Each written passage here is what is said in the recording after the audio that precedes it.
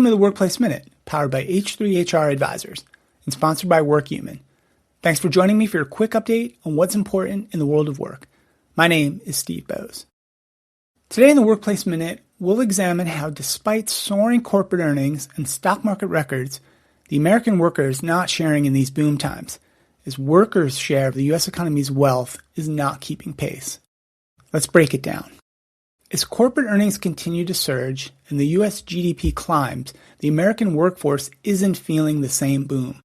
American workers are taking home less of the country's overall wealth, data from the Bureau of Labor Statistics shows, and employment in the U.S. is set to continue to slow.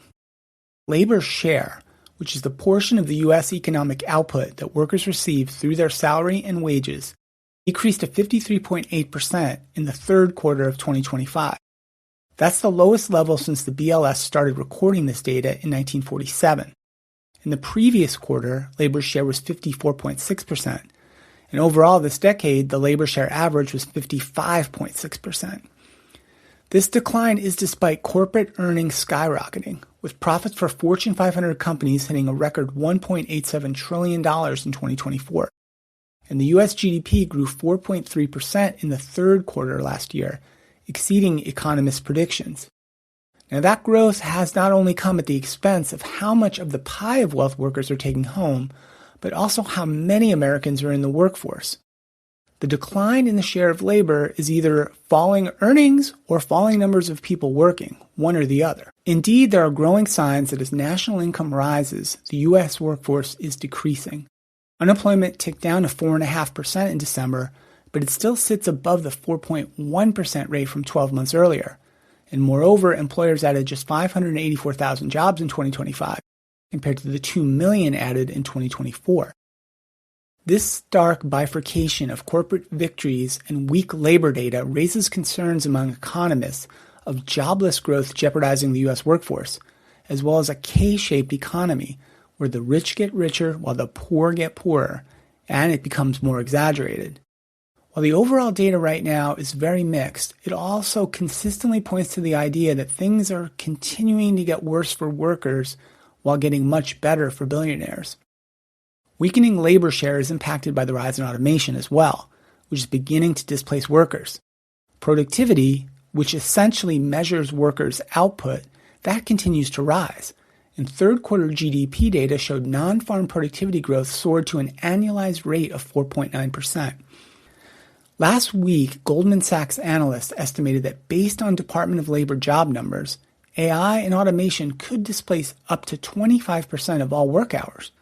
And they predicted that over the course of the AI adoption curve, a 15% increase in AI-driven productivity would ultimately displace 6 or 7% of jobs, which at its peak would mean a 1 million increase in unemployed workers. And additionally, growing unemployment, which many experts expect to see rise over the next few months, helps to keep wages down, which allows corporate margins and corporate profits to expand. Plus, the current administration's immigration crackdown is also backfiring on the U.S. labor market. The National Foundation for American Policy indicates the immigration crackdown has not done what administration officials said it would in increasing the number of U.S.-born workers. Instead, the immigration policies have not only decimated the foreign-born workforce, but has also created fewer opportunities for domestic-born workers to find jobs. The most recent BLS household survey data reveals a decline of 881,000 foreign-born workers since January 2025, and a decline of 1.3 million workers since a March 2025 peak, consistent with the Congressional Budget Office's report last year indicating shrinking U.S. population growth as a result of migrants being deported or just refusing to come to the U.S. out of fear of hostile policies. This data is raising huge red flags that we are losing immigrants of all types that we otherwise would need to advance America's economy. The rising U.S. unemployment rate, which is up from a low of 3.7%, counter evidence to the argument that harsher immigration policies would grow the U.S. workforce. In fact, fewer immigrant workers may actually make it harder for U.S.-born individuals to find work, because companies who are unable to find the workers they need, they might simply shut down their operations rather than continuing on. While friendlier immigration policies could help reverse an exodus of foreign-born workers, addressing the workplace automation push will be a key to growing the U.S. workforce. So far, the younger generation workers are already preparing to adapt to a changing labor landscape. Gen Z are flocking to trade schools in hopes of finding jobs as carpenters or welders that can't be so easily outsourced by AI. In 2024, enrollment in vocation-based community colleges increased 16%, according to data from the National Student Clearinghouse. But without changes, economists see the pattern of employment slowdown continuing, with greater concern about the ability of the U.S. economy to sustain growth. As we think about what it means for labor's share of wealth to continue to shrink in the United States, it's important to be clear about what's really at stake. This is not simply a story about workers falling behind, although that alone should concern any business or policy leader who claims to care about opportunity and fairness. It's also a story about the long-term health of the American economy itself. When capital captures more and more of the gains while wages stagnate, demand weakens, growth slows, and fewer people are able or willing to participate fully in the workforce. An economy cannot thrive indefinitely by concentrating wealth at the top while asking the rest of the labor force to do more with less.